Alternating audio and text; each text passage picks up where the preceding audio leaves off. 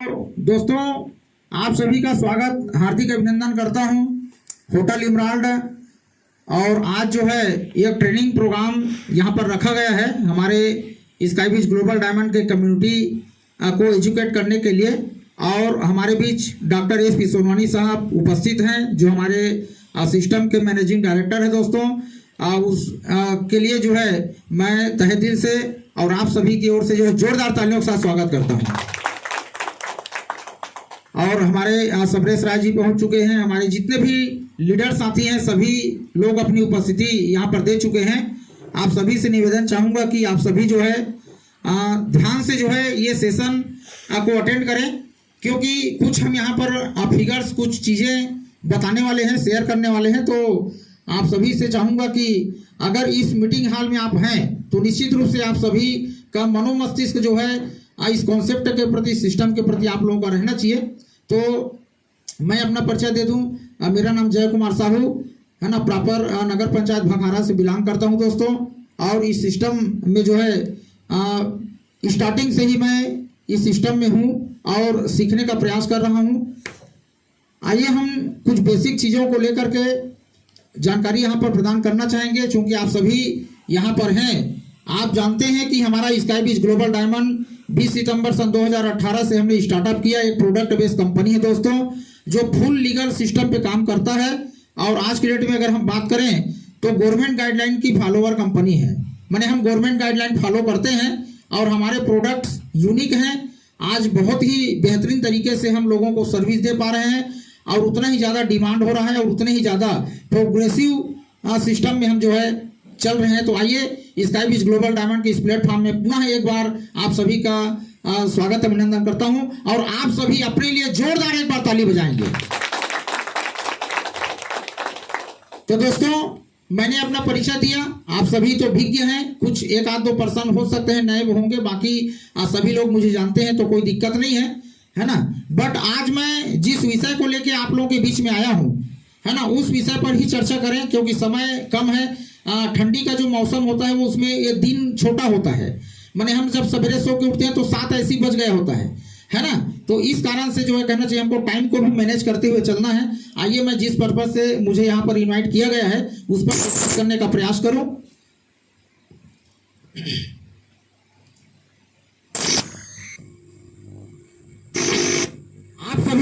आप सभी का ध्यान चाहूंगा दोस्तों। ये जो इंटरफेस आप अभी देख पा रहे हैं है ना, प्रोजेक्टर के माध्यम से, यहाँ पे आप देख रहे होंगे कि Indian education system not being employable. कहने का मतलब कि भारत की जो शिक्षा पद्धति है, ये भारत की शिक्षा पद्धति जो है रोजगार मूलक नहीं है। रोजगार मूलक कहने का मतलब ये होता है दोस्तों कि आज हमारे देश में जिस तरीके से बच्चों को पढ़ाया लिखाया जाता है, माता पिता अपना हर संभव प्रयास करते हैं। उनके पास अगर साधन नहीं भी होता है तो भी कर्जा करके, लोन लेके, और जैसे तैसे उनका एक सपना होता है कि मैं अपने बच्चे को एक हाई क्लास एजुकेटेड मैं कर सकूं। लेकिन उनका परिणाम क्या होता है? परिणाम ये होता है कि आज हम अपने कहना चाहिए क्षमता से भी बाहर खर्चा करके हम अपने बच्चों को एजुकेशन देने का प्रयास करते हैं। लेकिन वो एक सिस्टम बना हुआ है कि उनके पीछे रीजन ये होता है पेरेंट्स का कि ये मेरा बच्चा अगर अच्छा खासा पढ़ लिख लेगा, अच्छा हाई एजुकेटेड, वेल क्वालिफाइड अगर हो जाता है तो कहीं ना कहीं इसको नौकरी मिल जाएगा। ये जो नौकरी शब्द का जो मैंने कहना चाहिए है ना, वो जो सिस्टम है वो लोगों के दिमाग में इस तरीके से घर कर गया है कि लोग जो है मालिक शब्द का प्रयोग को भूल गए हैं। मैंने शुरुआत से ही माता पिता के ही माइंड में अगर नौकरी नौकरी नौकरी, नौकर बनाने वाला अगर ये चल रहा है तो कभी वो अपने बच्चों को मालिक बनते हुए नहीं देख पा रहे हैं। क्योंकि सिस्टम ही ऐसा है ना, जिस एजुकेशन सिस्टम, जिस सिलेबस को लॉन्च किया गया है उसमें यही सिखाया जाता है कि यार अच्छा कुछ पढ़ लिख लो, उसके बाद आप नौकरी करोगे। तो कहने का मतलब यह है कि जब तक शिक्षा का मतलब सिर्फ नौकरी पाना होगा तब तक समाज में सिर्फ नौकर ही पैदा होंगे, मालिक नहीं। ये आप देख पा रहे हैं, क्योंकि हर आदमी के जिंदगी में अभी आप देखे होंगे, आप लोग मैंने कहना चाहिए अपडेट्स रहते हैं समाचार के माध्यम से है ना, मल्टीमीडिया के माध्यम से, न्यूज़पेपर के माध्यम से, और आज के डेट में हर हाथों में मोबाइल है। तो फिर मैंने कहना चाहिए हर एकदम ताज़ा तरीन खबर आपको पर डे मिलता रहता है। एक छोटा सा प्यून का भी अगर मान लो वैकेंसी कहीं पर निकलता है तो लाखों लोगों का फॉर्म वहां पे जाता है, माने लाखों लोग अप्लाई करते हैं किस चीज के लिए कि अरे यार वो प्यून का अगर वैकेंसी निकला तो हो सकता है मेरा नंबर आ जाएगा। एक छोटे से चपरासी के पद के लिए भी एक बड़े बड़े माने मुझे माने कहने में भी संकोच नहीं होता कि माने जो पीएचडी होल्डर लोग होते हैं ऐसे लेवल के व्यक्ति भी एक प्यून के नौकरी के लिए फॉर्म अप्लाई करता है। कहने का मतलब क्या है, क्या इतने बड़े संसार में, इतने बड़े समाज में, इतने देश दुनिया में क्या उनको 10, 20, 50 हजार 1 लाख रुपए कमाने का प्लेटफॉर्म नहीं मिल पा रहा है क्या? कि वो प्यून का ही सर्विस करेगा तभी वो अपने आप को, अपनी जिंदगी को सेटिस्फाई मान के चलेगा, है ना? तो कारण क्या है, क्यों उनको नौकरी के अलावा बाकी चीजें दिखाई नहीं देता इस दुनिया में? और बाकी लोग जो है करोड़ों रुपए कमा रहे हैं, क्यों वो सारी चीजें उसके दिमाग में नहीं आता? इसलिए क्योंकि उनके माता पिता के ही दिमाग में अभी तक नहीं आया है कि नौकरी के अलावा भी कुछ ऐसी जिंदगी होती है जहां से लोग करोड़ों रुपए कमा सकते हैं। एक व्यवसाय, एक बिजनेस जो होता है वो लोगों के दिमाग से बाहर है, क्योंकि लोगों को ऐसा सिखाया ही नहीं गया, समाज में ऐसा वातावरण पैदा ही नहीं किया गया है कि लोग अपना सेल्फ डिपेंड हो सके, खुद का व्यवसाय खड़ा कर सके, खुद का ऐसा काम कर सके कि हम नौकरी मांगने वाला नहीं बल्कि नौकरी देने वाला बन सके। ऐसा हमको सिखाया ही नहीं गया है, हमारे सिस्टम में नहीं है, वो हमारे नसों में ही वो चीजें नहीं डाला गया है कि बेटा आप जो है खुद से भी बहुत बड़ा कुछ काम कर सकते हो। ऐसा हमको ऐसा वातावरण ही नहीं मिला, इसलिए हमारा दिमाग जो है डायरेक्ट जो है दूसरों की गुलामी करने में ही हमारा दिमाग जो है लगता है, क्योंकि बाप दादा दूसरों की गुलामी किए हैं, अब बच्चा भी दूसरों का गुलामी करेगा। तो ये जो चीजें हैं, ये जो समाज का जो परिवेश है दोस्तों, इसी वजह से आज हमारा देश जो है जिस स्तर पर डेवलप होना चाहिए जनसंख्या के दृष्टिकोण से, जो आज हम देखते हैं कि हमारा देश जो है विश्व का दूसरे नंबर का देश है, उस आधार पर अगर हम देखें तो यहाँ का मैंने कहना चाहिए कि मानव जो शक्ति है, मानव जो संसाधन है, ह्यूमन रिसोर्सेज जिसको कहा जाता है, उसमें उतनी मैंने कहना चाहिए कैपेबिलिटी नहीं है, उसमें इतनी स्ट्रेंथ नहीं है कि हम अपने देश की जो है राष्ट्रीय आय जिसको कहा जाता है उसको हम बड़ा कर सके, हम अपने देश की घरेलू उत्पाद को बड़ा कर सकें। ऐसी कैपेबिलिटी हमारे अंदर नहीं है, क्योंकि हमारा सोच, हमारे डीएनए में ही जो है ऐसा घुसा दिया गया है कि आप बिजनेस मालिक मत बनो, आप नौकर बनो। इसलिए हर वर्ग का व्यक्ति का शोषण हमारे देश में हो रहा है ना? तो आइए चलते हैं। अनएम्प्लॉयमेंट आप देख पा रहे हैं दोस्तों, बेरोजगारी, जहां पर आप देख पा रहे हैं आर्थिक प्रगति, संविधात्मक व्यवस्था, जनसंख्या वृद्धि, मानवीय गतिविधियां, जनसांख्यिकी और विदेशी प्रतियोगिता। ये कुछ ऐसी बातें हैं, शॉर्ट एंड स्वीट में बताना चाहूंगा कि हम जो है आर्थिक प्रगति की ओर तो बढ़ रहे हैं, नो डाउट, आर्थिक दृष्टिकोण से हमारा देश प्रगति कर रहा है, लेकिन अनुपातिक दृष्टिकोण से अगर हम कंपेयर करें कि जिस अनुपात में हमारे देश की जनसंख्या की वृद्धि हो रहा है उस अनुपात में हम आर्थिक वृद्धि नहीं कर पा रहे हैं। आर्थिक वृद्धि होना एक अलग चीज है, जैसे कि एक व्यक्ति का इनकम बढ़ रहा है। एक जमाना था जब लोग जो है 25 रुपये की पर डे के रोजी में काम करता था, आज एक मजदूर की अगर मैं बात करूं तो मिनिमम 250 से 300 हो गए। तो इसका मतलब मैं क्या समझूं कि वो मजदूर अमीर हो गया? भाई एक जमाने में 25 रुपया में काम करता था, आज अगर 250 रुपया मिलता है तो मैं क्या समझूं वो अमीर हो गया? अमीर नहीं हुआ है। माना कि उनका 25 रुपये से 800-250 रुपया उनका जो है कहना चाहिए मजदूरी का रेट बढ़ गया, मगर जिस अनुपात में महंगाई का रेट बढ़ा है उस अनुपात में उसके मजदूरी का रेट नहीं बढ़ा। इसीलिए लगता जरूर है, देखने से ऊपर से लगता है कि मेरा देश विकास कर रहा है, मेरा देश हर क्षेत्र में डेवलप कर रहा है, ऐसा लगता है, लेकिन जब जनसंख्या के हिसाब से उनका कहना चाहिए कंपैरिजन हम करते हैं, तुलनात्मक जब अध्ययन करते हैं तो हमें पता चलता है कि हम उस रेशियो पर नहीं जा पा रहे हैं जहां तक हम पहुंचना चाहिए। इसीलिए आज भी हमारा भारत देश जो है विकासशील राष्ट्र कहलाता है, विकसित राष्ट्र की श्रेणी में अभी तक हम नहीं आ पाए हैं, है ना? तो ये बहुत सारी बातें हैं। दूसरा चीज संविधात्मक व्यवस्था, हमारे देश की जो संविधान है उन संविधानों में भी काफी कुछ ऐसा बना दिया गया है जिनके तहत मैंने कहना चाहिए कि लोग अपने ना अधिकार के लिए लड़ पा रहे हैं, ना कर्तव्य के लिए लड़ पा रहे हैं। हमारे देश की जो कानून व्यवस्था है वो लोगों को लाचार बना देती है। लाचार बनाने का मतलब यह है मेरे दोस्त कि आज हमारे देश में ऐसा व्यवस्था बना दिया गया है कि जो अंगूठा छाप होता है, ध्यान देंगे मेरी बातों को आप सभी। उत्तम कुमार साहू जी, सो रहे हो तो उठ के निकल जाओ भैया मेरे मीटिंग से ना, यहां सोने वाले का कोई रोल नहीं है, इस पर बता रहा हूं मैं जो स्तर की बात कर रहा हूं उनको समझने का प्रयास करिए कि हमारे देश की संविधात्मक व्यवस्था को मैं बता रहा हूं। हमारे देश का कानून ऐसा है कि यहां एक अंगूठा छाप व्यक्ति जो है वो शिक्षा मंत्री बन सकता है, और बन रहा है कि नहीं बन रहा है बताओ? अंगूठा छाप, जिस देश के अंगूठा छाप व्यक्ति को शिक्षा मंत्री बना दिया जाता है, जिस देश में जिसको जो है हेल्थ का एज पता नहीं है, उनको स्वास्थ्य मंत्री बना दिया जाता है। समझ में आ रहा है सर? तो आप अनुमान लगा के चलिए कि जहां का नेता लीडर ही अगर ऐसा हो तो उनके प्रजा का क्या ठिकाना है। क्योंकि राजा जैसा होता है वैसा ही उनकी प्रजा होती है। राजा एक्टिव है तो उनका प्रजा भी एक्टिव रहेगा, राजा गुणवान है तो प्रजा भी गुणवान होगा। लेकिन हमारे देश की जो कानूनी व्यवस्था है, जो संविधात्मक ढांचा है, उसमें इतना लचीलापन कर दिया गया है कि यहाँ जो है कानून कायदा की ऐसी की तैसी हो जाता है। माने साक्षात जो कहना चाहिए गलत करने वाला व्यक्ति बेइज्जत बरी हो जाता है, और जो निर्दोष होता है वो जेल की रोटी खाता है। ये व्यवस्था है हमारे देश की। तो कहना चाहिए कि इन तमाम चीजों के कारण हमारे देश में लोगों की जो मानवीय गतिविधियां हैं उनमें काफी कुछ परिवर्तन आया। माने जैसा व्यवस्था, जैसा वातावरण, जैसा उनको इन्वायरमेंट मिलते जाता है, उसके आधार पर लोगों की गतिविधियां जो है परिवर्तित होती है ना। जनसांख्यिकी का अगर हम बात करें तो जनसांख्यिकी का अनुपात भी बहुत बिगड़ा हुआ है। जनसांख्यिकी किस चीज को इंगित करता है? जैसे जनसंख्या का जो अनुपात है, लिंग अनुपात है ना, उसके बाद शिक्षा का स्तर है ना, स्वास्थ्य का स्तर है, ये सारी चीजें जनसांख्यिकी कहलाता है। इनका बैलेंस भी जो है काफी बिगड़ा हुआ है। माने अगर हम हेल्थ की बात करें तो हेल्थ के दृष्टिकोण से जितना डेवलपमेंट हमारे देश ने किया, जितने बड़े बड़े बीमारियों पर जो है कहना चाहिए हमने काबू पाया है ना, जितने नए नए हॉस्पिटल्स खुलते गए, जितने कहना चाहिए थेरेपी यहाँ पर जो है नया नया लॉन्च किया गया, उतना ही ज्यादा बीमारियों का भी डेवलपमेंट हुआ है। माने बीमारी ज्यादा बढ़ गया और उनका उपचार का स्तर जो है अभी भी क्या है, कमजोर है। और हम एक तरफ क्या बोल रहे हैं कि स्वास्थ्य के दृष्टिकोण से हमारा देश बहुत अव्वल नंबर का है, आयुर्वेद में हमारा देश अव्वल नंबर का है बोल रहे हैं, लेकिन एलोपैथी के गुलाम हम हो चुके हैं, विदेशी कंपनियों के गुलाम हम हो चुके हैं। आप देख पा रहे हैं विदेशी प्रतियोगिता है तो हमारा देश, लेकिन यहाँ पर विदेशी कंपनियां पूरे तरीके से मार्केट को कैप्चर करके रखी है।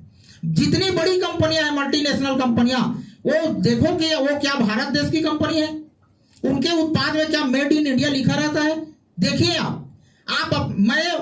आप ये कंपेयर करिए कि आप सवेरे सो के उठते हैं और रात में जब सोते हैं, इस बीच जो आपकी दिनचर्या है, जो आपका सर्कुलेशन है, उनमें आप कितने ऐसे प्रोडक्ट्स का इस्तेमाल करते हैं जो इंडिया निर्मित है, जो आपका स्वदेशी उत्पाद है। आप कंपेयर करिए, अपनी जिंदगी से कंपेयर करिए, आपको पता चलेगा कि 50% से ऊपर, लगभग 70 से 80% ऐसे प्रोडक्ट्स का आप यूज करते हैं जिनका पैसा, जिनका टर्नओवर, जिनका रेवेन्यू विदेशों को जाता है।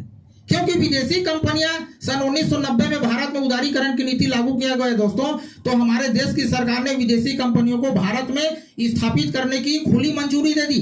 उनका पीछे रीजन ये था कि हमारे देश के लोगों को क्या मिलेगा, जॉब मिलेगा, नौकरियां मिलेगी, यहाँ का माने अर्थव्यवस्था मजबूत होगा। ये बहुत सारी चीजों को ध्यान में रखते हुए ऐसा किया गया था, लेकिन उनका जबरदस्त दुष्परिणाम ये हुआ कि हमारा देश जो है खोखला होता चला गया और हमारे देश के मार्केट में, हमारे देश के जो बाजार है, उस बाजारों में विदेशों का क्या है हो गया, माने कहना चाहिए अधिकार हो गया। तो इस तरीके से पूरी व्यवस्था जो है, अर्थव्यवस्था जिसको कहा जाता है, अर्थव्यवस्था हमारे देश की पूरी बिगड़ी हुई है। नेक्स्ट,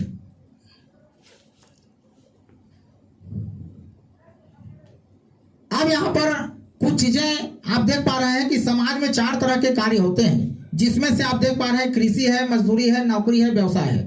मुख्य रूप से समाज के लोगों के कार्यों को 4 भागों में डिवाइड किया गया है। आप सभी जानते हैं, मुझे बताने की जरूरत नहीं है कि भारत एक कृषि प्रधान देश है ना, जहां की 70% जो जनसंख्या है टोटल कृषि के ऊपर आधारित है। और भारत जैसे देश में अगर मैं छत्तीसगढ़ राज्य की अगर बात करूं प्रॉपर तरीके से, तो छत्तीसगढ़ को तो आप जानते ही हैं धान का कटोरा कहा जाता है। छत्तीसगढ़ के पूरे लोग जो है कृषि पर ही डिपेंड होते हैं, है ना। तो पहला नंबर आता है दोस्तों कृषि। अब आपका ध्यान मैं चाहूंगा, कृषि एक ऐसा सेक्टर है जिनको पहले परंपरागत तरीके से किया जाता रहा है, लेकिन आज की डेट में अब धीरे धीरे व्यवसायीकरण आ रहा है। आज कृषि में यंत्रीकरण का प्रयोग हो रहा है। आप देख रहे हैं एक किसान जिसका आधा एकड़ का भी जमीन है ना, वो भी जो है हंसिया चलाने का काम नहीं करता, बल्कि हार्वेस्टर से ही यूज करता है। ये बात मान रहे हो, अभी लेटेस्ट देख रहे हो, करंट में चल रहा है, है ना। माने कृषि में यंत्रीकरण का प्रयोग खूब तरीके से बढ़ा है ना। अब धीरे धीरे व्यवसायिक, लेकिन यहाँ पर भी मैं कहना चाहूंगा कि ठीक है, कृषि में भी यंत्रीकरण का प्रयोग हुआ, लेकिन उस यंत्रीकरण के प्रयोग से किसानों को फायदा नहीं हुआ है। इस बात का भी कैलकुलेशन करके मैं बता सकता हूँ।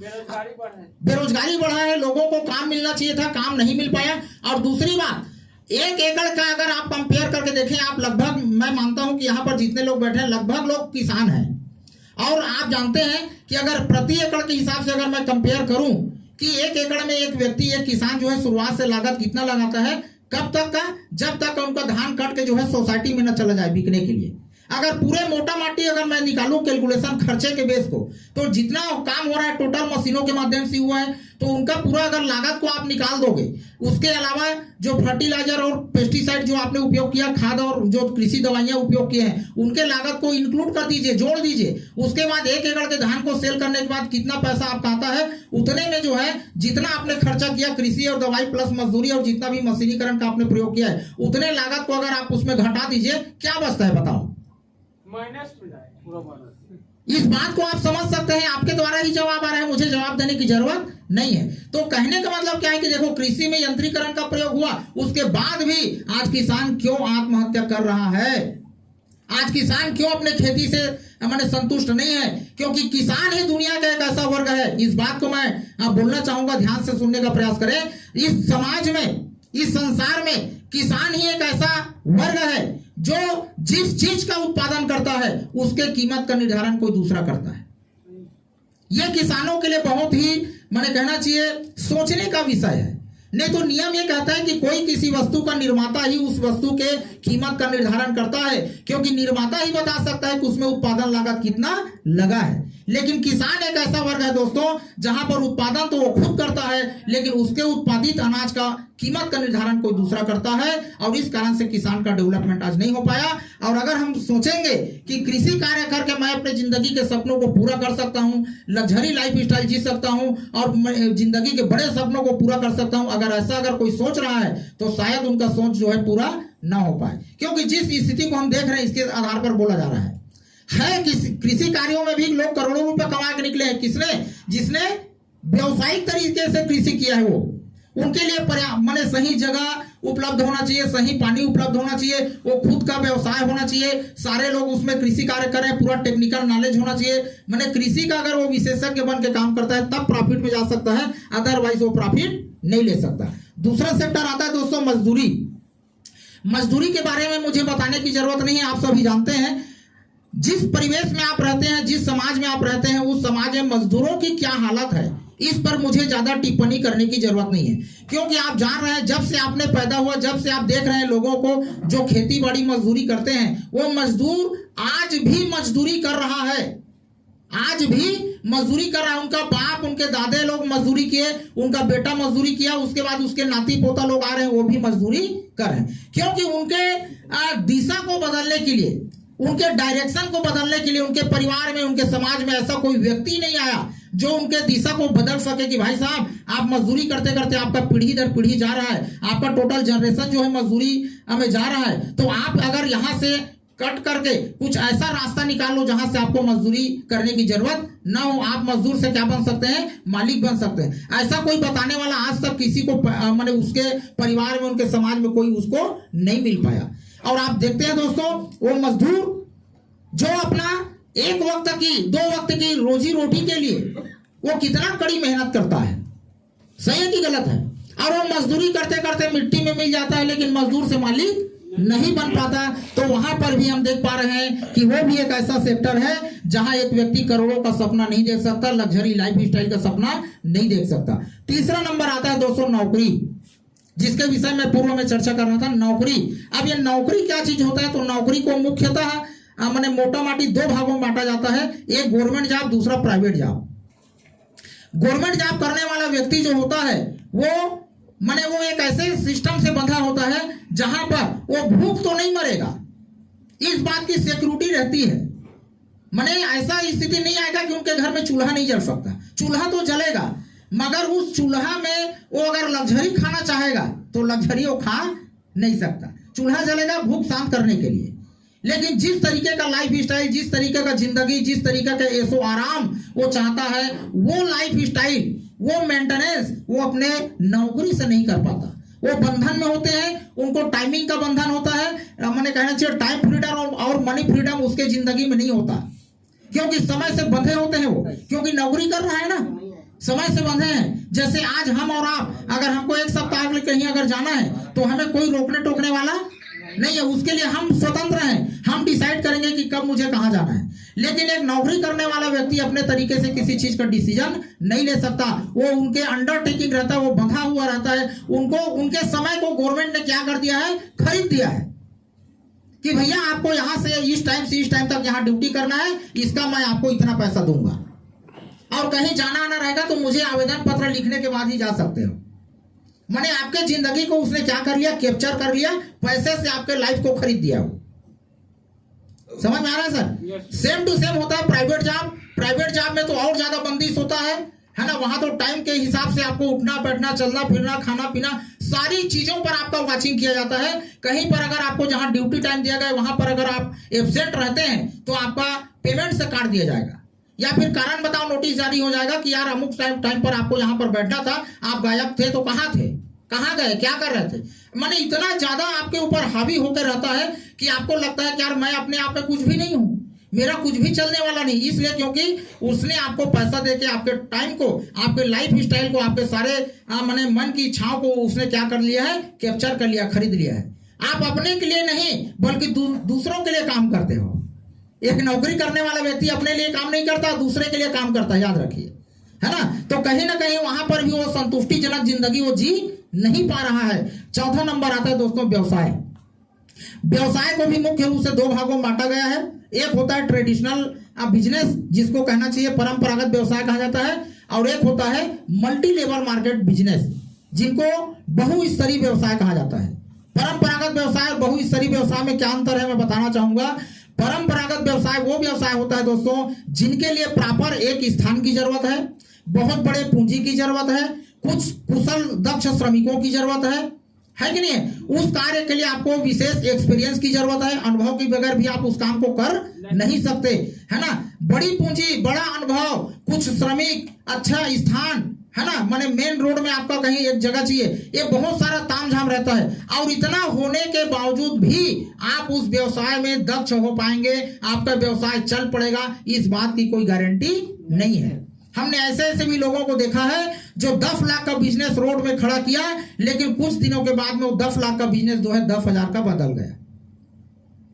केवल बिजनेस डाल देने से ही कुछ होने वाला नहीं है। वहां पर भी प्रॉपर तरीके से 8 से 10 घंटा ड्यूटी आपका होना चाहिए, चाहे कस्टमर आए चाहे ना आए। तो ये परंपरागत व्यवसाय में काफी कंपटीशन है आज की डेट में दोस्तों, है ना। तो वहां पर भी चल पाना और अपने बिजनेस को चला पाना बहुत ही क्या है, मुश्किल है। दूसरा नंबर उसका आता है एक नेटवर्क व्यवसाय, मल्टी लेवल मार्केट। जिस प्लेटफॉर्म पे हम और आप काम कर रहे हैं, ये व्यवसाय का ही दूसरा रूप है जिसको मल्टी लेवल मार्केटिंग कहा जाता है। मल्टी लेवल मार्केटिंग में जस्ट उनका अपोजिट होता है। जस्ट अपोजिट का मतलब कि पहला चीज ये है कि यहां पर किसी विशेष स्थान की जरूरत नहीं है। क्या हमको और आपको ऐसा कोई स्थान चयन करना पड़ता है कि नहीं यार आप अमुक गांव में ही जाके फील्ड करोगे या फलाना गांव नहीं जा सकते, ऐसा बंदिश है क्या? नहीं है। माने जहां तक आपका नजर जाता है, जहां तक आपकी क्षमता है, आप जहां तक जा सकते हैं, ऐसे पूरे इलाका आपका स्वागत करता है। कहीं भी जाके आप अपना बिजनेस खड़ा कर सकते हैं, जगह का कोई बंधन नहीं है। पहला बेनिफिट। दूसरा बेनिफिट है दोस्तों, बहुत ही कम लागत, मैं तो कहूं कि ना के बराबर लागत से आप अपना करोड़ों का धंधा खड़े कर सकते हैं। ना के बराबर लागत क्यों बोल रहा हूं, इसलिए क्योंकि अगर आप यहां पर ज्वाइन करने के लिए, पहला चीज तो यह कि ज्वाइनिंग फ्री होता है, क्योंकि हम डायरेक्ट सेलिंग कंपनी में है, हमारा ज्वाइनिंग फ्री होता है। आप जिस बेस पे आप काम कर रहे हो उस प्रोडक्ट को अगर आप परचेस करते हो तो पैसा दिए, उनके बदला प्रोडक्ट मिल गया। आपने क्या लगाया, आपका कुछ 1 रुपया अतिरिक्त लगता है क्या? कुछ नहीं लगता, 0%, 0 लागत में आप जो है बड़े से बड़ा बिजनेस यहां पर खड़ा कर सकते हैं, है ना। तो पूंजी की भी यहां पर विशेष कोई जरूरत नहीं है। रहा सवाल अनुभव, तो यहां अनुभव सिखाया जाता है। देखिए इस व्यवसाय की खूबसूरती, ट्रेडिशनल मार्केट में आप कोई भी धंधा खोलते हैं तो आपको सिखाने के लिए नहीं आएगा, क्योंकि मार्केट का बगल वाला दुकान वाला नहीं चाहता कि साला मेरा कॉम्पिटिटर बन के बैठा है तो मैं क्या उस रहस्य को बताऊं कि दुकान कैसे अच्छा चलता है। वो आपको खींचने का प्रयास करेगा, वो नहीं चाहेगा कि आपका बिजनेस आगे बढ़े। लेकिन मल्टी लेवल मार्केटिंग में हम क्यों यहाँ पर इकट्ठा हुए हैं, क्यों हमने अपने लोगों को यहाँ पर बुलाया, क्योंकि हम चाहते हैं कि जितना नॉलेज मेरे पास में है वो सारे नॉलेज को मैं ट्रांसफॉर्म करके आपके दिमाग में घुसा दूं। सिखाने का व्यवसाय है ये, तो इस तरीके से यहाँ ट्रेनिंग जो प्रोग्राम दिया जाता है, कमजोर से कमजोर व्यक्ति भी होशियार से होशियार लीडर के संगत में आकर होशियार बन जाता है। ये इस लाइन की खूबसूरती है जो अदर जगहों पर जो है नहीं दिखने को मिलता है ना। तो अनुभव यहाँ पर दिया जाता है, कुशल प्रशिक्षण यहाँ पर दिया जाता है। और दूसरा चीज, लोगों से जुड़ना, लोगों को जोड़ना, लोगों से पीपुल कनेक्टिविटी, यही हमारा व्यवसाय है। ऐसे भी नहीं बोलेगा, माने हमको खाली लोगों से ही जुड़ के रहना है, लोगों को ही अपने कॉन्सेप्ट में जोड़ना है, लोगों के बीच में ही रहना है, लोगों के साथ ही अपने बिजनेस को शेयर करना है, लोगों से ही हमको मतलब है। तो ये कोई काम कठिन है क्या? नहीं। वो तो ये काम नहीं भी कर रहा है, वो भी व्यक्ति लोगों के संपर्क में रहता है, क्योंकि हम इंसान हैं तो इंसान के ही संपर्क में रहेंगे भैया। लेकिन इंसान है और इंसान के ही संपर्क में रहने से ही अगर हमको बड़ा पैसा आता है तो हमें रहना चाहिए कि नहीं रहना चाहिए? और वही रहने का काम तो आज लोग नहीं कर पा रहे हैं यार, ये बड़ा दुख की बात है ना। इंसान के संपर्क में रहे, लेकिन एक उद्देश्य बना करके रहे, उद्देश्य बना करके रहेगा तो आगे बढ़ेंगे। तो ये 4 चीजें मैंने बताया दोस्तों। ये 4 चीजों को बताने के पीछे का रीजन समझ लीजिए कि ये 4 ऐसे सेक्टर हैं जहां पर लोग काम कर रहे हैं, इन्वॉल्वेशन है, लेकिन वहां पर जो है अपने जिंदगी के तमाम सपनों को पूरा नहीं कर पा रहे हैं। ये 4 से अलावा अगर 5वां अगर कोई रास्ता है वो है नेटवर्क मार्केटिंग इंडस्ट्री। तो चलिए हम आगे बढ़ते हैं इसी में। नेक्स्ट, अब ये यहां पर आप देख रहे हैं समय बराबर पैसा। अब प्रश्न नहीं उठता है कि ठीक है यार, अगर मान लो कृषि है, मजदूरी है ना, नौकरी है और व्यवसाय है, ये चारों चीजों में अगर इंसान अपना सपनों को पूरा नहीं कर पा रहा तो कुल मिला के हम क्या करें फिर? क्या कौन सा रास्ता बचता है कि नहीं है? तो ये मैं जो बताने का प्रयास किया कि ये चारों रास्तों में एक ही रास्ता है आज की डेट में, क्योंकि आज पैसे की कीमत नहीं है, कीमत किसकी है? समय की है। इसलिए कहा जाता है time is money. Time is money का मतलब समय ही धन है। धन आपका धन नहीं है, समय आपका धन है। क्योंकि धन आपके पास है और समय नहीं है तो उस जिंदगी का कोई मतलब नहीं।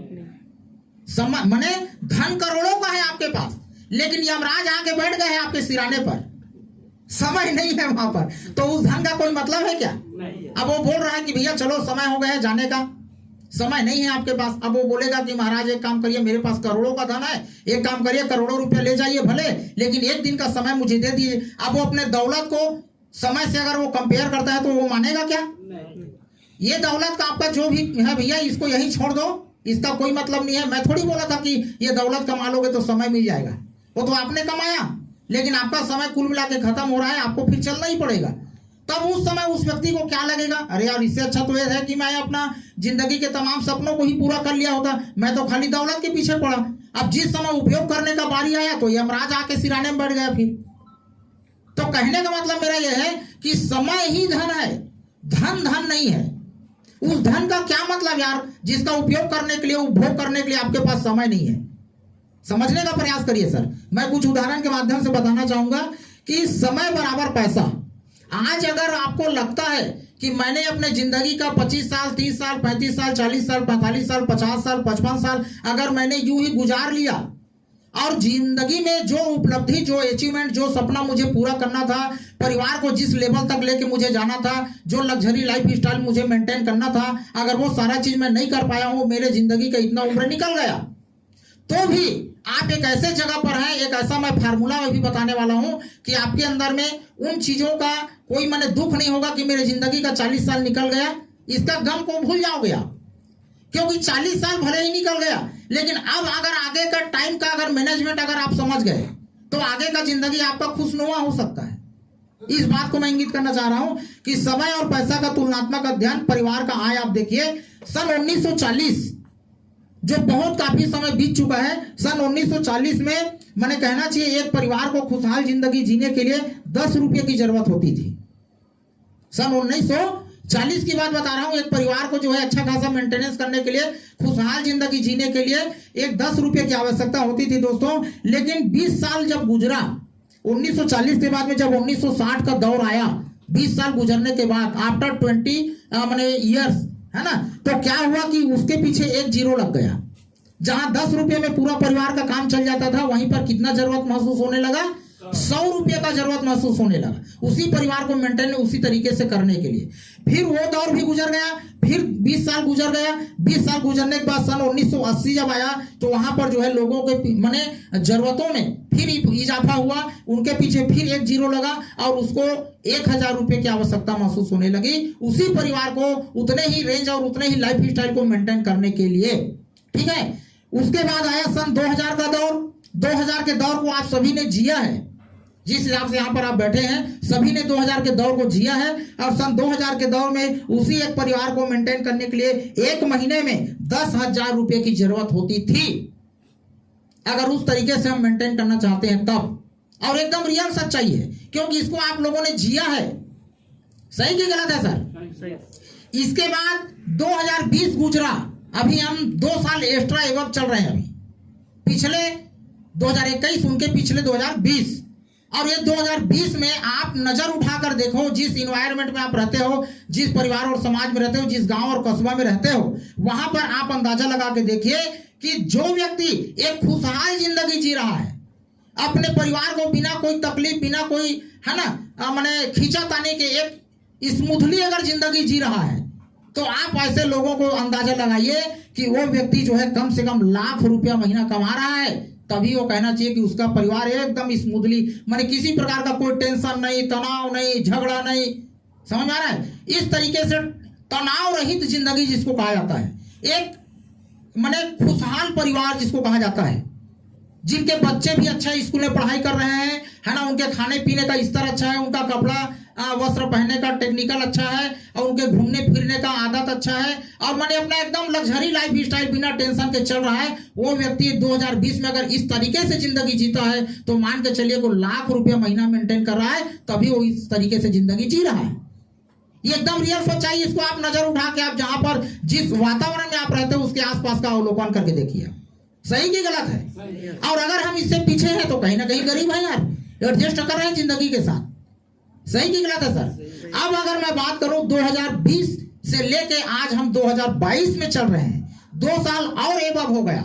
अब हमको दुनियादारी से मतलब नहीं है, हम ये आंकड़ा जो है अपने आप के कैलकुलेशन करने के लिए आंकड़ा बताया गया है। मैं इसका कैलकुलेशन अपने आप से करूं कि क्या वास्तविक में अगर ये आंकड़ा सत्य है तो क्या मैं इस आंकड़े के साथ अपने लाइफ स्टाइल को मेंटेन कर पा रहा हूं, और अगर नहीं कर पा रहा हूं तो फिर मुझे करना चाहिए। अब वो हो कहां से पाएगा? केवल नेटवर्क मार्केटिंग इंडस्ट्री से हो पाएगा। और ये नेटवर्क मार्केटिंग इंडस्ट्री से इसलिए हो पाएगा, पूरे प्रूफ के साथ मैं कहना चाहूंगा, इसलिए हो पाएगा क्योंकि समय बराबर जो पैसा कहा गया है, समय को आप पैदा नहीं कर सकते लेकिन समय को बढ़ा सकते हो। वो भी कैसे सिस्टम से? मल्टी लेवल मार्केटिंग के सिस्टम से। क्योंकि यहां पर टाइम मल्टीप्लिकेशन होता है, टाइम मल्टीप्लाई होता है। उसका मैं स्टडी आगे आपको बताना चाहूंगा। नेटवर्क मार्केटिंग जो है दुनिया का 8वां अजूबा जिसको कहा गया है, इसी विषय पर मैं बात कर रहा था। ये दुनिया का 8वां अजूबा क्यों कहा गया? अभी तक तो हम 7 अजूबों के बारे में जानते हैं, इतिहास में 7 अजूबों का वर्णन है, लेकिन ये 8वां अजूबा कहां से आ गया यार? और अगर 8वां अजूबा आया भी है तो नेटवर्क मार्केटिंग को क्यों 8वां अजूबा कहा गया? कुछ तो रीजन होगा ना। तो रीजन यही है मेरे दोस्त कि इसको 8वां अजूबा इसलिए कहा गया क्योंकि भगवान जो है सभी के लिए 24 घंटा ही बनाए हैं। चाहे वो अंबानी हो, अडानी हो, टाटा हो, बिरला हो, चाहे हम और आप हो, सबके लिए प्रकृति ने एक बराबर टाइम की व्यवस्था किया है। लेकिन क्यों एक वर्ग जो है अमीर और अमीर होते जा रहा है और गरीब और गरीब होते जा रहा है? ऐसा बहुत बड़ा अंतर क्यों? तो उस क्यों का कारण है केवल नेटवर्क मार्केटिंग। जो अमीर से और अमीर होते जा रहा है उसने अपने जिंदगी में नेटवर्क मार्केटिंग को पावर को समझा, इसलिए वो और अमीर होते जा रहे हैं। और जो इस पावर से अछूते हैं, इस पावर को समझ ही नहीं पाए हैं, व्यक्तिगत तरीके से काम करते हैं, नेटवर्क को अपने जिंदगी का हिस्सा नहीं बना पाए हैं, ऐसे लोग आज गरीबी की जिंदगी जी रहे हैं। इस बात को मैं साबित करना चाहूंगा। और आप और हम जो है एक सौभाग्यशाली लोग हैं कि कहीं ना कहीं किसी न किसी रूप में हमने और आपने अपने जिंदगी में नेटवर्क मार्केटिंग को हिस्सा दिया है। अपने लाइफ का कहीं ना कहीं एक पार्ट हमने बनाया नेटवर्क मार्केटिंग को। और अगर बनाया हो तो शिद्दत के साथ इस काम को कर लो, क्योंकि यही जो है आपके जिंदगी की गरीबी और बेरोजगारी को दूर कर सकता है। क्योंकि यहां पर आप time freedom, money freedom, life security जैसी जो बड़ी चीजें जो हम बोलते हैं वो चीजें आप जी सकते हो। टाइम का कैसे आप बढ़ा सकते हो? क्योंकि जैसे कि मैं मान लो एक लीडर हूं, है ना, और मैं अपने नीचे अगर 100 लोगों का टीम बनाता हूं, भगवान तो मेरे लिए भी 24 घंटा बनाया है, हर आदमी के लिए 24 घंटा बनाया है, लेकिन मैं उस 24 घंटे से बड़ा काम कैसे करूं? क्योंकि मेरे जिंदगी का अगर 40 साल निकल गया और मैं भी आज भी अगर व्यक्तिगत तरीके से काम करता हूं, इंडिविजुअल काम करता हूं, मैं बड़े लेवल तक नहीं जा सकता, कदापि नहीं जा सकता। मैं थक जाऊंगा, मेरे शरीर में बीमारी लग जाएगा, कई प्रकार की तकलीफें आएंगी, लेकिन मैं उस सपने को नहीं जी सकता जो मैं चाहता हूं। तो मेरे लिए अब केवल एक ही ऑप्शन बचा है दोस्तों, वो एक ही ऑप्शन है, वो है नेटवर्क मार्केटिंग। क्यों? क्योंकि अगर मान लो मैं अपने आप को एक लीडर मानता हूं और मैंने अगर 100 लोगों का फोर्स अगर तैयार किया, 100 लोगों का अगर मैं टीम बनाता हूं और एक व्यक्ति अगर ईमानदारी के साथ उस 24 घंटे में अगर 5 घंटे का भी समय निकालता है, चलो गोली मारो 5 घंटे को, अगर 2 घंटे का भी समय निकालता है, एक व्यक्ति अपने लिए केवल 2 घंटे का समय निकालता है, अगर मैं 100 लोगों का टीम बना के काम करता हूं तो मेरे लिए कितने घंटे काम होगा? 200 घंटे काम होगा। जबकि भगवान मेरे लिए घंटा कितना बनाया है? मेरे लिए भी 24 घंटा ही बनाया है। लेकिन मैंने क्या लगाया? दिमाग लगाया कि यार चलो 24 घंटा तो मेरे लिए बनाया है, लेकिन मैं एक ऐसा सिस्टम डेवलप कर दूं ताकि लोग उस सिस्टम में आ जाए और उस सिस्टम में काम करे, वो काम का हिस्सा का जो इनकम है वो मुझे भी प्राप्त हो जाए। तो ऐसा करके मैंने जब कहना जो टाइम मल्टीप्लाई के सिस्टम में मैंने काम किया तो मेरे लिए काम का समय क्या बढ़ गया, कार्य की अवधि क्या हो गया, बढ़ गया दोस्तों। ऐसा करके मैंने अपने पिछले जिंदगी में 40 सालों में जो अचीवमेंट, जो उपलब्धि मैंने नहीं लिया था, वो ऐसा सिस्टम को अपना के मैं आने वाले 5 सालों में उस करोड़पति के लेवल में जा सकता हूं। इसके अलावा और मेरे पास कोई रास्ता नहीं है। मैं व्यक्तिगत तरीके से काम करूंगा, मैं नौकरी करूंगा, खेती बाड़ी करूंगा, जॉब करूंगा, सर्विस करूंगा, ये दुनिया भर के कार्य से मैं उस लेवल तक नहीं जा सकता जिस लेवल तक मुझे जाना चाहिए। केवल और केवल एक ही सिस्टम है जो आज बड़े लेवल तक लेके जा सकता है, वो है नेटवर्क मार्केटिंग। याद रखिए, इसके अलावा दूसरा कोई रास्ता नहीं है। और जिसने इसके पावर को समझा, आज वही लोग जो है पूरे वर्ल्ड में, और हमारे हिंदुस्तान की अगर मैं बात करूं तो हमारे भारत देश में राज करने वाले वही लोग हैं जो लाखों कस्टमर, लाखों करोड़ों ग्राहकों को अपने सिस्टम से जोड़ के रखा है। वही लोग बड़ा पैसा कमा के निकल रहे हैं। तो आप भी चाहते हैं कि मैं भी बड़ा अचीवमेंट, मैं भी बड़ा उपलब्धि लेके निकलूं, तो आपको भी लाखों करोड़ों कस्टमर बनाने होंगे अपने टीम में, अपने सिस्टम में, और तभी आप जो है बड़ा अचीवमेंट, बड़े ओहदे तक आप जो है पहुंच सकते हैं। आइए आगे हम डिस्कस करते हैं। इस सिस्टम को जब मुझे प्राप्त हुआ, जब मुझे ये सिस्टम मिला कि यार नेटवर्क मार्केटिंग करके कोई सिस्टम है जिसमें आदमी जो है इस तरीके से काम करके बड़े लेवल तक जा सकता है, ऐसा जब मुझे पता चला, मैं ये सारा चीज क्यों बोल पा रहा हूं मालूम? क्योंकि मैं प्रैक्टिकल किया हूं, इसलिए मैं बोल पा रहा हूं जी। अगर मैं प्रैक्टिकल नहीं किया होता तो क्या मैं बोल पाता? क्या मैं प्रैक्टिकल किया, लेकिन जिस समय मैं इस सिस्टम में नहीं आया था तो मुझे भी कोई मालूम नहीं था। मैं भी नौकरी करने वाला आदमी था, कहीं पर जाकर मैं 2-4-5 हजार का नौकरी मैं भी करता था, क्योंकि वही बताया ना, इंजेक्शन नस में लगा है, बेटा पढ़ लिख ले, क्या करेगा? नौकरी करेगा। तो वो हमारे घर में भी चलता था। तो सरकारी नौकरी नहीं मिला तो कम से कम प्राइवेट नौकरी, लेकिन नौकरी तो कर रहे हैं, ये मन में तसल्ली होता था। और बिजनेस के बारे में तो कभी 7 पीढ़ी नहीं जानता है। 7 पीढ़ी में कोई हमारे परिवार में बिजनेसमैन नहीं था, तो हम लोग क्या बिजनेसमैन बनते यार? बताओ, सही कि गलत है? लेकिन किसी व्यक्ति के माध्यम से हमें यह पता चला कि अरे यार, आप अगर ये छोटे मोटे 2-4-5 हजार का काम अगर आप कर रहे हो, उस काम को छोड़ के अगर आप इस दुनिया में घुस जाओगे, नेटवर्क की दुनिया में अगर घुस जाओगे, तो हो सकता है आपके जिंदगी के साथ कुछ बड़ा हो जाए। ऐसा जब मेरे दिमाग में डाला गया, जो चीजें मैं आज आप लोगों को फोकस कर रहा हूं, ऐसा मुझे भी किसी व्यक्ति ने फोकस किया। और जब मैं इस सिस्टम में आया और इन चीजों को समझने लगा कि यार नेटवर्क मार्केटिंग कुछ चीज होता है जहां कुछ करने से इस टाइप का बहुत कुछ मिल सकता है, ऐसा जब मैंने उसको स्टडी किया, उसमें वर्किंग स्टार्ट किया, तो धीरे धीरे वास्तविक में जो बताते गया, जिसने मुझे बताया, वो चीजें मैंने करने लग गया। अब मैं एक चीज आप लोगों को बताना चाहूंगा कि नेटवर्क मार्केटिंग जो सिस्टम है, उसमें मुझे लाने वाला कोई और नहीं, बल्कि आप लोगों को ताजुब होगा, मैं बोलूंगा तो आप लोगों को लगेगा कि यार ये आदमी बड़ाई कर रहा है, जिसके जगह पर काम करता है उसका बड़ाई कर रहा है, ऐसा आपको लग सकता है। लेकिन मैं रियल दिल की सच्चाई बता रहा हूं, मैं जिंदगी में कभी नेटवर्क मार्केटिंग इंडस्ट्री में आया ही नहीं था, लेकिन किसने लाया, किसी व्यक्ति ने लाया, और मैंने सीखा किससे, तो यही डॉक्टर एस.पी. सोनानी साहब है जो मेरा बिजनेस गुरु है, उन्हीं के माध्यम से मैंने ये सिस्टम को सीखा भी है। पहला मीटिंग होटल आलियर है ना, वहां जा करके मैंने सीखा, कुछ प्रोडक्ट का इनाम भी, फेस वॉश या क्या तो इनाम सर मेरे दिए थे, और वहां ये सारा गणित, गुना गणित को मेरे बता रहा था, किसको लेफ्ट कहते हैं किसको राइट, वो गोला चित्र बनाने वाला है ना, तो वो सारा चीज मैंने, फिर उसी दिन से मेरा कारवा जो है स्टार्ट हुआ, और आज मैं इस लेवल पे आपके बीच में खड़ा हूं। तो दोस्तों, स्काई बीच ग्लोबल डायमंड की अगर मैं बात करूं तो स्काई बीच ग्लोबल डायमंड में मेरा बैग से लेकर बाइक तक की सफर की अगर मैं संक्षिप्त में अगर आपको बताना चाहूं तो दोस्तों, यहां पर मैंने जो है प्रथम बार जब मैंने लेफ्ट और राइट में 15-15 हजार का व्यवसाय मैंने किया, मात्र 5-5 लोगों को ही मैंने जो है इस सिस्टम में लाया और मेरा बैग का रिवार्ड हो गया। ये पहला मेरा इनाम था, वो मैंने कहना चाहिए आज 5वां साल में रनिंग है, वो बैग जिसको मैं फर्स्ट टाइम लिया था, आज भी वो बैग मेरे पास में है, वो बैग आज भी मेरे पास में है ना।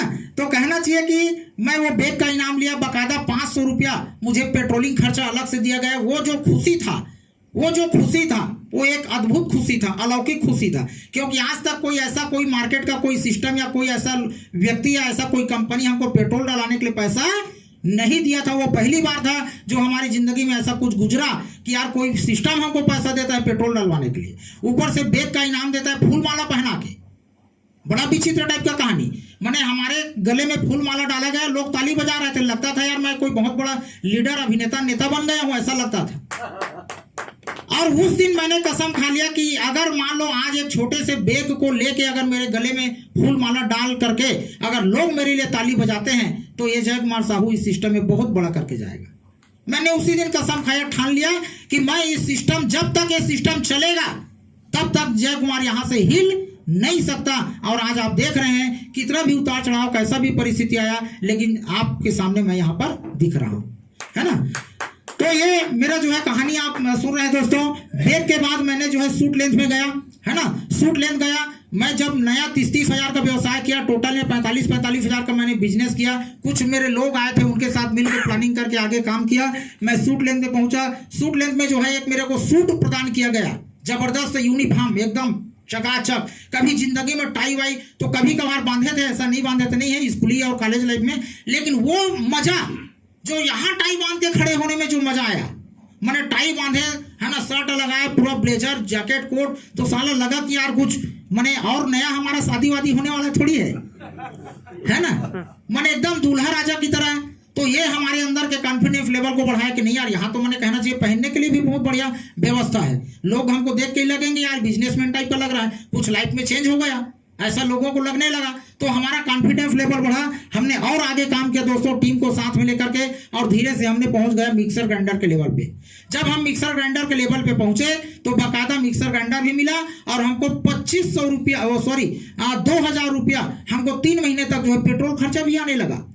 जहां पर सूट लेंगे 1500 रुपया 2 महीना हमको मिला पेट्रोल खर्चा के लिए, लेकिन मिक्सर ग्राइंडर पहुंचे तो हमको क्या मिला, 2000 रुपया 3 महीने तक मिला, है ना। उसके बाद फिर हमने आगे किया, हमको मोबाइल का इनाम हो गया।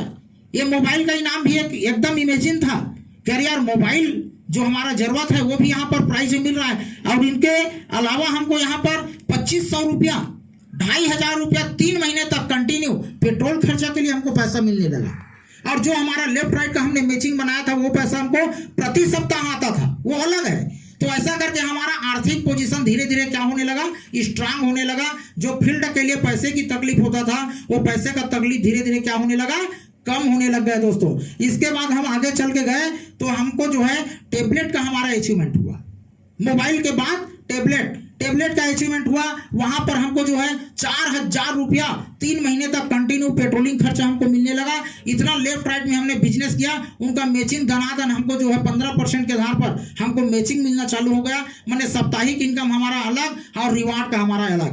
और प्लस ये मैंने कहना चाहिए टेबलेट जो मिला था वो टेबलेट हमको अलग मिल गया, उनका हमने पैसा भी ले लिया। वो भी सुविधा, वो भी देखा कि यार जो दे रहा है उसको उसी को पकड़ा देगा क्या। उनको भी हमने एक्सपेरिमेंट किया, नहीं सर मुझे टेबलेट नहीं चाहिए तो मुझे पैसा दे दो, अरे ले यार जय कुमार, दनादन 8,000 रुपये गिन दिया भैया। मैं सोचा ये तो चमत्कार से कोई कम नहीं यार, पैसा भी मांग रहे पैसा मिल रहा है ना, सामान मांगेंगे सामान, पेट्रोलिंग खर्च अलग, मैचिंग इनकम अलग, और क्या चाहिए। फिर दिमाग इस तरह घूम गया कि नहीं यार आप तो कुछ और बड़ा करना है। फिर हमने पहुंच गया दोस्तों लैपटॉप। मैंने हमको लगा कि नहीं यार अब तो हम एकदम सफल बिजनेसमैन बन रहे हैं, तो हमारे पास तो लैपटॉप होना चाहिए।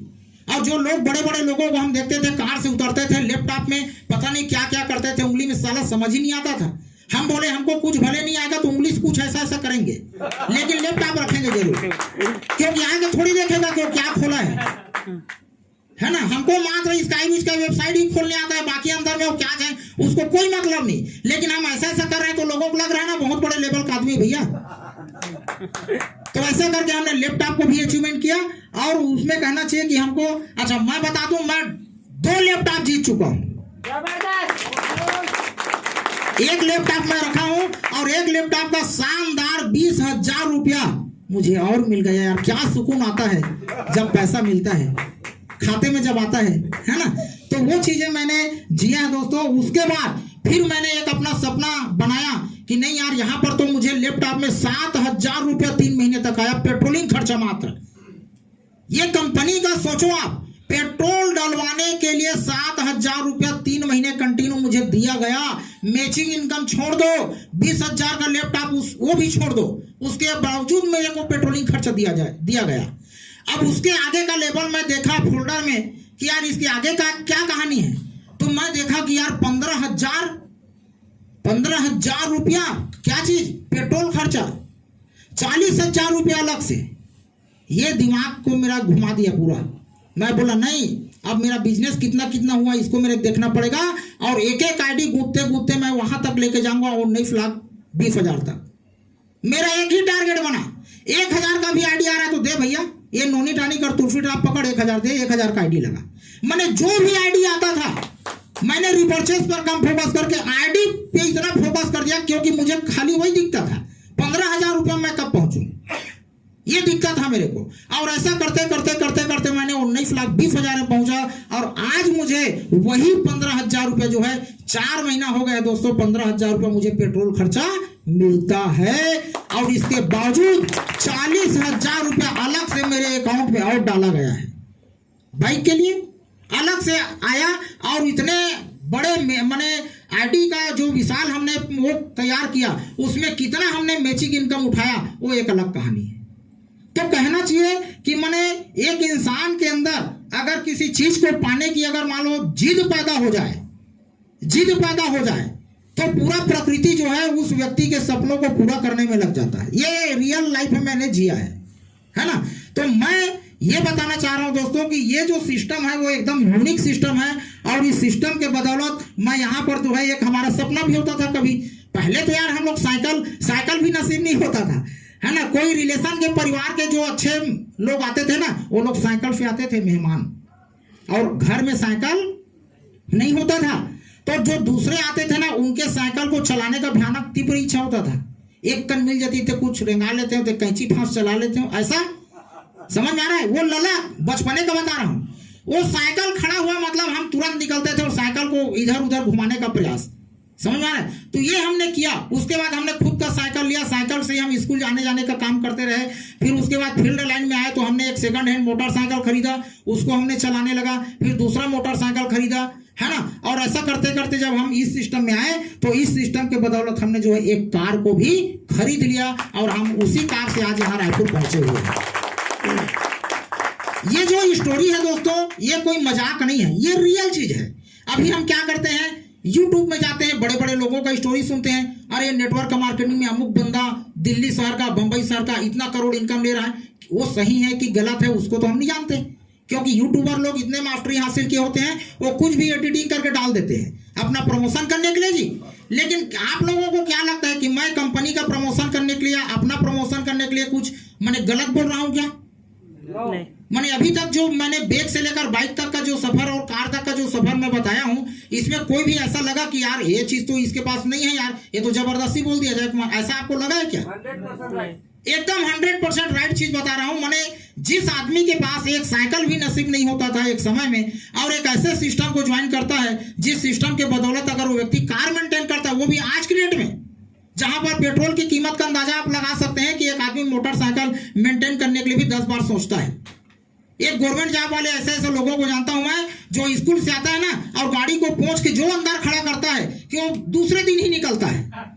उस बीच में कहीं और आने जाने का अगर होगा ना तो भले पैदल चला जाएगा या दूसरे साइकिल को मांग के चला जाएगा, लेकिन उस गाड़ी को निकालने का हिम्मत नहीं होता। और हमारा क्या है, सवेरे अगर हम सो के उठे, हमारा गाड़ी अगर बाहर निकल गया तो हमको अगर बगल के दुकान में भी जाना है ना तो हमारा गाड़ी से ही हम जाएंगे। ये रियल सच्चाई है। मैंने फील्ड लाइन में ये चीज हमने जिया है। तो कहने का मतलब मेरे दोस्तों कि ये सिस्टम ही एक ऐसा मैजिकल सिस्टम है कि इसमें अगर बिलीव करके, विश्वास करके, अगर एक सपना बना के जिद पूर्वक कर लिया जाए तो रियल में आप जो सोचते हैं, आप जो सपना देखते हैं, उसको आप पूरा कर सकते हैं। इसमें कोई दो मत की बात नहीं है। और दूसरा मजेदार बात यह है, आज के डेट में ये रास्ता और आसान हो गया है। देखो, इस बात की ओर भी मैं थोड़ा सा इंगित आप लोगों को करना चाहूंगा। ये रास्ता क्यों आसान हो गया? क्योंकि हमने जब स्टार्ट किया तब उस समय ये माहौल नहीं था जो आज आप माहौल देख रहे हो। इतने लोग नहीं थे, इतना एजुकेशन नहीं हुआ था, इतना डेवलपमेंट नहीं हुआ था, हमारी कंपनी इतने बड़े लेवल पे नहीं पहुंच पाई थी, इतने सारे उदाहरण नहीं थे। आज हमारे YouTube पर सर्च करो ना यार, स्काईबिज ग्लोबल करके, इतने सारे वीडियो आपको देखेंगे, अलग अलग प्रकार के प्रोडक्ट का टेस्टिमोनियल, रिजल्ट, सारा चीज। मैंने क्या दिखाना चाहते हो लोगों को? इतने सारे वेबसाइट बन गए, प्रोडक्ट का अलग ब्लॉग बन गया, प्लान का अलग ब्लॉग बन गया। क्या दिखाना चाहते हैं, क्या पूछना चाहता है लोग? आपके कंपनी का प्रोफाइल जानना चाहता है, क्या जानना चाहता है? मैंने आज हमने A to Z व्यवस्था बना के रख लिया। अब इसके बाद भी अगर काम उस लेवल पर नहीं हो पाएगा तो हम क्या करेंगे? हमने तो उस अभावग्रस्त जिंदगी में हमने काम स्टार्ट किया जब हमारे पास ना ढंग का प्रोफाइल था, ना ढंग का प्रोडक्ट था, ना ढंग का प्लान था। सारे चीजों में बाद में बहुत कुछ मैंने क्यूरिटी लाया गया है, तब्दीली लाया गया, तब आज इस पोजीशन पर हम जो है पहुंचे हुए। तो कहने का मतलब मेरा है कि जब हमने अभावों में जब हम प्रभाव वाला काम कर लिया तो आप तो जो है प्रभाव वाले मैंने पोजीशन पर खड़े हो ना। अभी तो सारे चीजों का प्रभाव है, हमारे प्रोडक्ट का प्रभाव है, हमारा प्रोफाइल का प्रभाव है, कंपनी का, हमारे प्रोग्रेस है, सारा चीज है। अभी लीडर्स है, एक्सपीरियंस है ना, सब चीज हो रहा है। तो अभी बल्कि काम ज्यादा होना चाहिए और रिजल्ट ज्यादा आना चाहिए। अंत में मैं यही कहना चाहूंगा दोस्तों कि क्या आप भी इसी तरह के अचीवमेंट करना चाहते हैं तो मन लगा के भिड़ जाए अपने अपने लक्ष्य के लिए, क्योंकि जो लक्ष्य बनाएगा वही व्यक्ति उस लक्ष्य को पूरा करेगा। अगर बिना लक्ष्य के अगर आप नेटवर्क मार्केटिंग इंडस्ट्री में आए हो, आपका कोई टारगेट नहीं है, कोई लक्ष्य नहीं है, तो वो उसी प्रकार से हो जाएगा जो जैसे बिना लगाम का जो घोड़ा होता है। बिना लगाम का घोड़ा का मतलब समझते हो नहीं? बिना लगाम का घोड़े का मतलब यह है कि वो किस दिशा में भागेगा उसका कोई माई बाप नहीं है, उनको पता ही नहीं है कि जाना कहाँ है। तो हमें आप ये पता होना चाहिए कि मैं अगर इस इंडस्ट्री में अगर हूं, अगर इस जगह पर हूं, इस पोजीशन में हूं, तो मेरा अगला टारगेट क्या है, नेक्स्ट टारगेट मेरा क्या है। अगर ये मुझे पता नहीं है तो मैं भटक जाऊंगा, और नेक्स्ट टारगेट अगर मुझे दिख रहा है तो मैं जो है उस टारगेट के लिए मैं काम करूंगा और एक न एक दिन वो टारगेट मेरा पूरा हो जाएगा। तो गोल सेटिंग की जो बात होती है, गोल सेटिंग बहुत मायने रखता है इंसान की जिंदगी में, चाहे वो बिजनेस लाइन की बात हो, चाहे पारिवारिक लाइन की बात हो, किसी भी जिंदगी के हर क्षेत्र में जब तक आप गोल सेटिंग करके नहीं चलेंगे दोस्तों, एक टारगेट बनाकर नहीं चलेंगे, एक लक्ष्य को पाने के लिए नहीं चलेंगे, तब तक आपकी जिंदगी का जो एनर्जी है वो गलत दिशा में लगेगा और आप एक अच्छा लाइफ स्टाइल, जिंदगी के उन तमाम सपनों को आप पूरा नहीं कर पाओगे, आप भटक जाओगे जिंदगी से। और फिर समय को दोष दोगे, किस्मत को दोष दोगे, है ना। ये मैंने आदमी भटक नहीं पाता, वही कहानी होता बता रहा हूँ। या तो समय को देश, अरे यार क्या बताऊं यार, मैं भी तो नेटवर्किंग में जुड़ा था, वो जय कुमार साहू करके कोई लीडर है उसके साथ जुड़ा था, वो तो कमा के निकल गया भैया, मैं लटक गया। समझ में आ रहा है? मैंने आप समय को दोष दे रहे हो, किस्मत को दोष दोगे नहीं यार, उनके किस्मत में यार था यार करोड़ों रुपया कमाना, मेरे किस्मत में नहीं था। भगवान को दोष दोगे, ए भगवान तू मेरे साथ नहीं दिया, मेरे साथ गलत कर दिया, उनको साथ दिया। सीनियर को दोष दोगे, ज्यादा हो जाएगा तो कंपनी को दोष दोगे, और कुछ नहीं बचता ना तो लोग कंपनी को भी लपेटा में ले लेते हैं, अरे वो कंपनी ही ठीक नहीं है यार, वो वहां पर मेरा कुछ नहीं हो पाया। अरे मेरे भाई, अगर कंपनी ठीक नहीं है, सीनियर ठीक नहीं है, तो वो आदमी कैसे कमा के निकल गया? कभी ये तो बोलो यार मैं ही ठीक नहीं हूं, मेरा ही काम धाम में ठिकाना नहीं है, मेरा ही, मैं खुद बेलगाम घोड़े की तरह इधर उधर दौड़ रहा हूं, बिना प्लानिंग के, बिना कुछ, है ना, तो मैं अपने वजह से फैल हुआ हूं। ऐसा लोग जो है अपने आप को दोष कम देते हैं और दूसरों को दोष ज्यादा देते हैं। जबकि जो सफल व्यक्ति होता है दोस्तों, वो सफल व्यक्ति अपने आप का अवलोकन करता है कि वास्तविक में मैं अगर काम कर रहा हूं तो क्या मेरी दिशा सही है, और अगर मेरी दिशा सही है तो मैं जरूर लक्ष्य तक पहुंच जाऊंगा, और दिशा अगर मेरा गलत है तो मैं उस जगह नहीं पहुंच सकता जहां मुझे पहुंचना चाहिए। तो आप सभी समझदार हैं, आप सभी का मैंने कहना चाहिए पुनः मैं आप सभी का हार्दिक दिल से स्वागत अभिनंदन करता हूं। आप लोगों ने मुझे सुना, अगर इस बीच कहीं अगर कुछ त्रुटि हुआ उनके लिए क्षमा प्रार्थी हूं दोस्तों। और अगर आपको लगता है कि वास्तविक में मैं जो स्टोरी, मैं जो अपने जिंदगी की आप बीती जो बताया हूं, अपने सफलता की कहानी जो मैं आपको बताया हूं, अगर इसमें 1% भी अगर आपको सच्चाई लगता है कि नहीं यार अगर ये बंदा रियल में अगर इतना लेवल तक जाके एक इतना बड़ा अचीवमेंट करके निकला है, तो मैं भी इनके साथ को पकड़ लूं, इनके साथ दोस्ती कर लूं, इनसे वो सारा रहस्य को पूछ लूं कि एक आदमी आगे कैसे बढ़ता है, और ये जिस रास्ते को बताएगा उस रास्ते पे को पकड़ के मैं अगर इनके साथ आगे बढ़ सकता हूं, ऐसा अगर आपको लगता है तो मैं आपसे दोस्ती करने के लिए तैयार हूं। मैं पहले हाथ बढ़ाऊंगा, आप पकड़ लीजिए। तो इन्हीं शब्दों के साथ कि आप सभी के मंगल जीवन की कामना करता हूं कि आप सभी इस सिस्टम में आए हैं, नेटवर्क मार्केटिंग इंडस्ट्री, सौभाग्यशाली लोग हैं। 2-5 साल में ना जिंदगी में चमत्कार होने से कोई नहीं रोक सकता। ये सिस्टम ही पावरफुल है यार, सिस्टम लोगों को लेके जाता है। आप में और मेरे में क्या ताकत है? आप मैं तो सामान्य इंसान है, हम तो नेटवर्क में नहीं आए थे तो भी जय कुमार ही कहला रहे थे, लेकिन क्यों हम दूसरे के साइकिल को चलाने के लिए दौड़ते थे? तब भी तो जय कुमार थे ना, लेकिन इस सिस्टम में आ गए तो मोटरसाइकिल, कार, सारा चीज। तो कारण क्या है? इंसान तो वही है, बदला क्या? सिस्टम। जिंदगी में क्या बदला? सिस्टम बदल गया। सिस्टम को बदल लो, जिंदगी बदल जाएगा भाई। सिस्टम आपके सामने खड़ा है, सही कि गलत है? सिस्टम इंसान को आगे लेके जाता है। बार बार इस बात को बता रहा हूं कि सिस्टम सिस्टम सिस्टम सिस्टम और सीनियर ये दो चीज है, दोनों को आप अपने जबरदस्त तरीके से आप पकड़ लो, आप 100% गारंटी दे रहा हूं आगे तक जाओगे। एक चींटी में इतनी ताकत नहीं होती, चींटी में, कि वो जो है एक शहर को छोड़ के दूसरे शहर जा सके, लेकिन वो चींटी अगर किसी जाने वाले यात्री के अगर कपड़े में चढ़ जाए तो यहां से दिल्ली जा सकता है। समझ में आ रहा है कि नहीं आ रहा? ये चींटी किसी दिल्ली जाने वाले आदमी के शर्ट पैंट में अगर चढ़ जाए, चुप बैठा है, तो वो आदमी दिल्ली चला गया 1 घंटे में फ्लाइट से ना, तो वो भी दिल्ली पहुंच जाएगा चींटी। बट व्यक्तिगत तरीके से अगर हम बात करें तो वो चींटी मर जाएगा, लेकिन दिल्ली पहुंच किसने पहुंचाया? सिस्टम ने।